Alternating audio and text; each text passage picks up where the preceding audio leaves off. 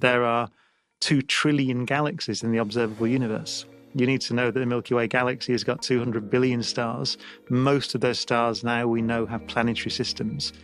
We estimate there are something like 20 billion Earth-like planets, or potentially Earth-like planets, in the Milky Way galaxy alone. So if you're asking questions about what is my place in the universe, you need to know those things, first of all. It's a framework within which you can think.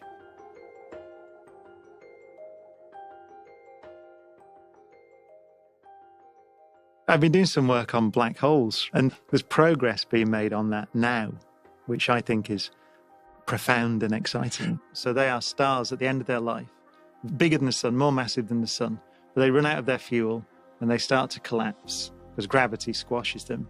And if they're sufficiently massive, then there's nothing that can stop the collapse. And so they collapse, as far as we know, to a point, right? Essentially an infinitely dense point. But they collapse to such an extent that there's a region around it from which light can't escape. And so nothing can escape. And that's a black hole. They're surrounded, this region where if you fall in, it's called the event horizon. And if you go across that horizon, then you are going to the center. There's one way of thinking about it, which is quite cool, which is that the time and space sort of flip is one way to think about it. So in the same way that we are going into the future now, so we're going to tomorrow. There's nothing we can do about it. We are going to tomorrow. In the same way, if you fall in across the event horizon of a black hole, you are going to the middle, the singularity it's called. So that's your future. Every line of your future points to the center of the black hole.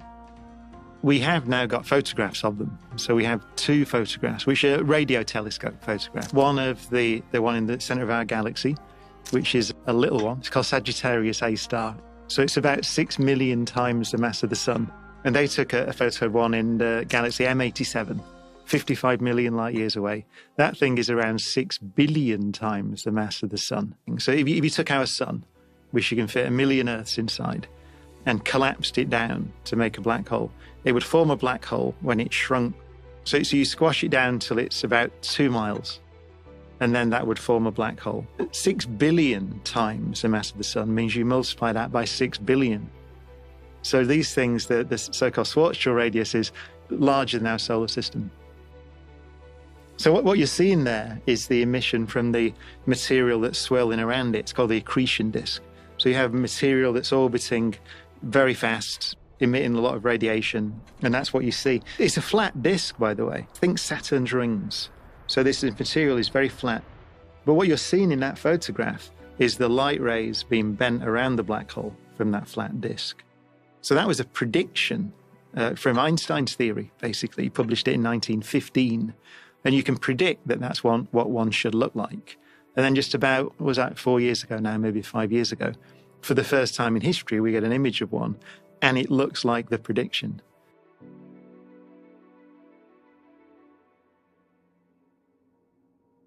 In science, at the moment, space science, we have this debate a lot, actually, because, of course, space probes like Curiosity that's on Mars at the moment, that's really cheap compared to sending people to Mars. And so quite often the scientists who want to find out about the world will say, well, we should spend it on robots. We shouldn't spend it on people. I think crewed space exploration is in some ways, I mean, it's clearly true at the moment that humans can do more than robots, so we can explore the place better. It's about living and working off the planet, which I think is quite a persuasive argument, actually. We've already industrialized near-Earth orbit. So it's already a multi-billion-dollar industry, communication satellites and weather satellites, GPS, whatever. We're already up there. And so learning to live and work in space is, I think, a natural extension of our civilization. Plus the fact, if you talk to Elon or Jeff Bezos, they point out that the amount of resources available just slightly above our heads is vast. And so I remember I talked to Jeff Bezos actually once, and he thinks really simply, and he said, for example, in the asteroid belt, there's enough metal, I think, to build a skyscraper. What is it? It's something like 800 stories tall and cover the Earth in it, right? If you want. Now, we don't want to do that. But his point was that the energy from the sun is all up there, the resources